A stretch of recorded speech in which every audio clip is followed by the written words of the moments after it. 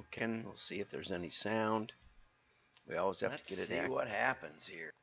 Okay, 5, 4, 3, 2, 1.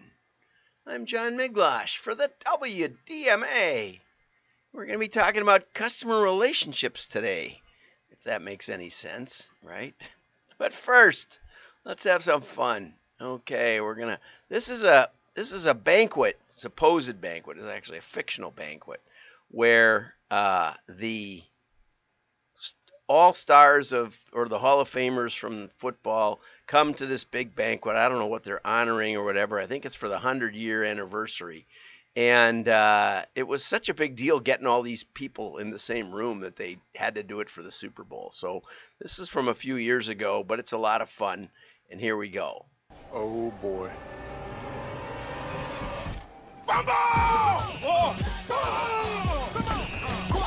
Of course, this is all programmed into these fellas. Joe! No can do, cowboy.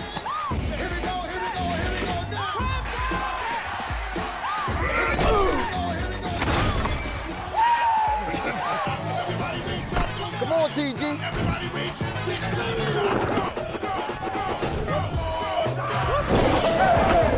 Damn, B. Y'all know I have more yards than they do. You still got it. That hurt. That hurt. I don't know who half these people are, of course. I don't think there's any Green Bay Packers in this era. Get out there, old man. Here comes. Obese. This is my favorite part. And here's Franco Harris with the immaculate reception. If you're not a football player, you wouldn't know what that was. He's open. Russ. There's Gronk. There's whoa. Tom Brady. That looks like Gronk. That's a cake. I don't know who this girl is. Can I have a ball, please? You want this? Come and get it. I don't know who that is. I gotta put that in there, I guess. What a year. Anyway, I'm just having some fun with the football, and that was so. If you know who those people are, give it a shout out, and and you can call out your favorite players that you saw there. I like Terry Bradshaw a lot. Okay, so now I saw this tweet yesterday, and I thought it was pretty funny. Timmy Gammy Eyes tweeted, "What the F is Salesforce?" And then he followed up with, "Upon further investigation, I do not support this business." Okay. And someone else, Michael, tweeted back to him, customer relations management software. Think support ticketing. And of course, Salesforce would probably be upset with that epithet. But anyway, then he replied back, I don't think there should be relationships with customers. That's very unethical. And then someone else chimed in, it depends on the age gap between the company and the customer. And Mark Sanderlin says, Coca-Cola is going to have a hard time finding someone age appropriate. And FYI, Coca-Cola is 130 years old. So anyway, on that note, I thought we would talk a little bit about this. Last week, there was a tweet from there was a post on LinkedIn from David Barr, and he was talking about, you might have missed this, but anyway, he said there was a massive disagreement on, he hosts a marketing agency owners roundtable. And he said, we discovered that multiple attendees didn't believe in the value of customer delight. And we were talking about a customer loyalty loop. He tagged me in this because I was one of the people who didn't believe in it. I mean, I believe that, yes, some customers are delighted. But the book says, you attract targeted customers by creating a strong brand. I'll let that one go. Having a clear value proposition and effectively communicating unique selling points. Okay. Nothing about a good product. Nothing about customer need, finding a customer need and filling it. Just have a value proposition. Okay. Nothing about keeping your promises. Once a customer is attracted, did they spend any money? Engage with them by providing great customer service, building relationships, and creating personalized experiences. Okay, and again, does anybody have any data on this? Well, David purports to, sort of at the end of this. Delight, here's the punchline. To create loyal customers, go above and beyond to delight them by exceeding their expectations. Well, doesn't it kind of depend on what their expectations are? And creating emotional connections, and that's kind of what Summer Gould was talking about in the last 6 of her articles about emotions and upping your response rate. Okay, advocate. Then turn customers into advocates. As if you can push this into place by giving them a reason to recommend the company to others. And of course, I recommend, I've got 2 companies that I'm really high on. One is Mint Mobile because it's really cheap. My wife says it doesn't ever connect. It doesn't ring. Her phone doesn't ring. And I say it's her phone, not Mint Mobile. But also because they sent me this nifty fake tattoo that says no regrets, spelled wrong, from Ryan Reynolds, which I think is cool. And sometime in the summer, when I'm not so bundled up, I will actually put that on. I think so, because I don't know if I don't remember. I remember, something like a tattoo that you got in like the bubblegum container. Okay, while this thinking is central to the marketing world I live in, David says, it turns out not to be a shared view among all marketers, which surprised him. Okay, he says that we missed the point. We said if you have great products and keep your promises, that a lot of this stuff is superfluous and hard to measure, actually. He says, well-deployed customer delight program impacts at the very least the number of future purchases, so you get higher repeat order. I've never seen a company with much more than a 40% multi-buyer ratio. Mostly it's lower than that. And I'd like to see someone move that by doing this. I would love to see that study. A potential increase in transaction value, average order size. Also, very difficult to move. The potential, I've seen it moved more by upping your minimum shipping charge at a threshold will move your average order. Changing your product mix will move your average order. I'm not sure what a well-deployed customer delight program even looks like. But anyway, the potential for future referred business. Now, this one is true, but the way I've seen in the real world this actually work out is if you mail them more often, then you will get more pass-along orders. And I have a great case study on that. Okay? Which costs far less than the cost of acquiring customers cold. Depends on what you're selling. It really does. And it's there's this universal principle that it's easier to sell something more to someone who's already bought from you than it is to find a new customer. Well, it depends. I've seen it work both ways. The likelihood those referrals will be high-value customers. That, I think, is true, and I think that's why pass-along is a powerful thing. So anyway, it's healthy to disagree about these things. So let's go over here. This is a really interesting article from The Drum by Jenny Medorsky. And Jenny, at the bottom it says who Jenny is. Jenny is the Senior Vice President and General Manager of Long Dash. No idea what that is. But anyway, it seems like she might be some kind of a customer relationships thing.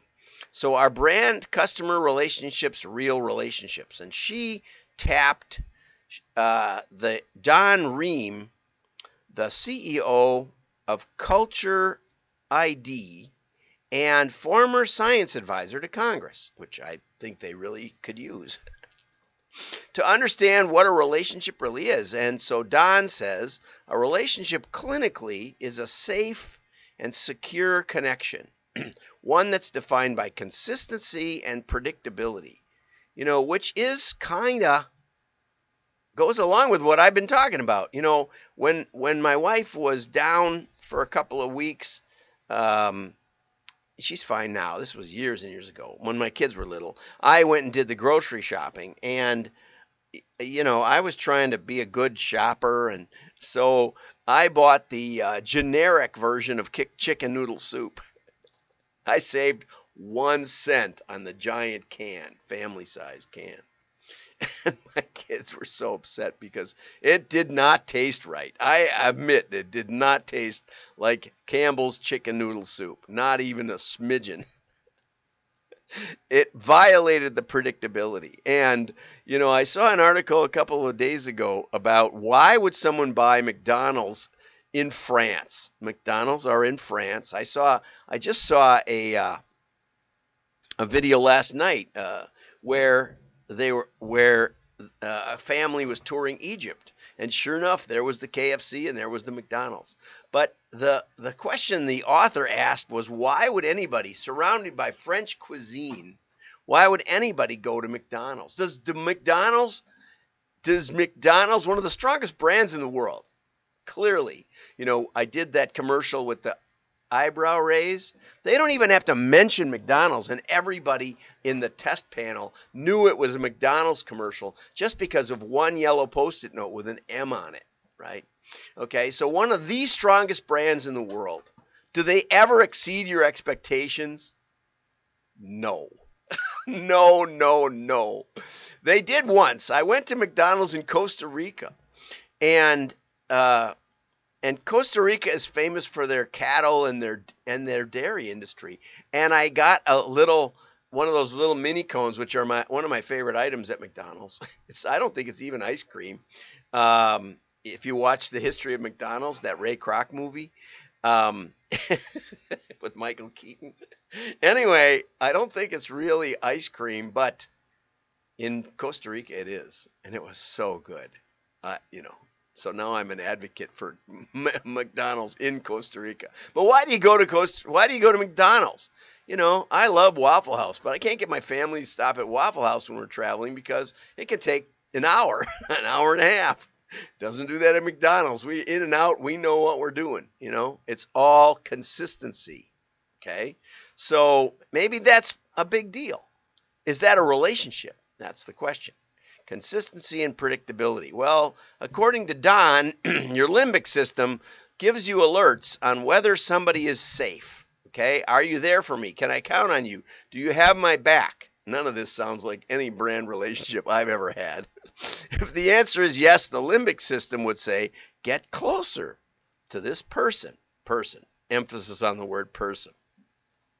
When asked whether brands can form relationships like these with people, Ream explains, I'm not sure that we would find empirically valid data on that.